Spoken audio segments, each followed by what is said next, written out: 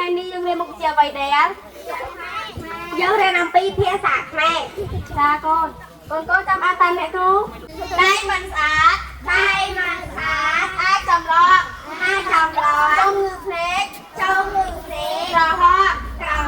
ជំងឺដង្កូវព្រូនជំងឺរាគនិងអួតអរណាកូនកូនព្រាចេញវិញចា